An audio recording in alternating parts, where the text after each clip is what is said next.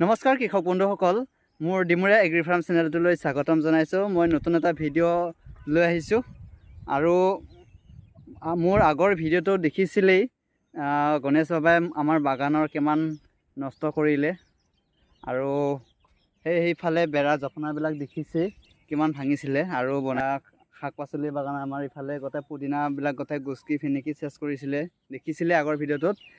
হ'লেও আমি হাৰ মনা নাই। আমি যিহেতু আগৰ পৰা কৰি আহিছোঁ, কৰিয়ে থাকিম।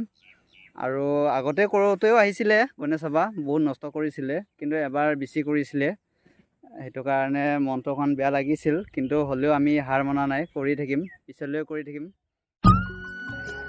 আমি ৰাতিপুৱাৰ সময়ত জিকা ৰুবৰ কাৰণে এই ঠাইখিনিত হাল বাইছোঁ আৰু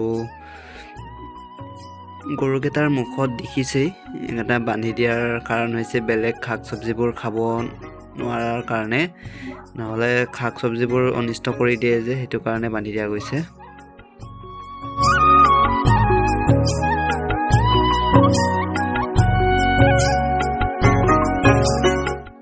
আৰু এসপ্তাহৰ পিছত আমি পুলিবোৰ এনেকৈ ৰুবৰ কাৰণে আৰম্ভ কৰিছোঁ।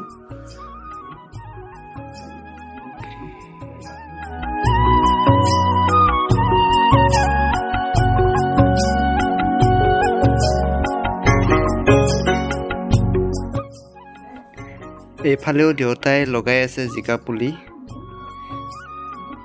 চাওক এনেকুৱাকৈ লগাই আছে, ধুনীয়াকৈ লগাই আছে।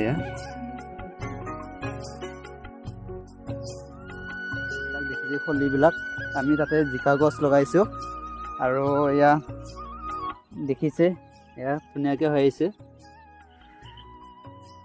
এয়া ভাতকেৰেলা লগাইছোঁ, এয়া খলি কৰিকৈ ভাতকেৰেলা দিছোঁ জাগে জাগে। এয়া পাতলকৈ দিয়া গৈছে, কমেও 10 ফুটমান আঁতৰে আঁতৰে দিয়া গৈছে।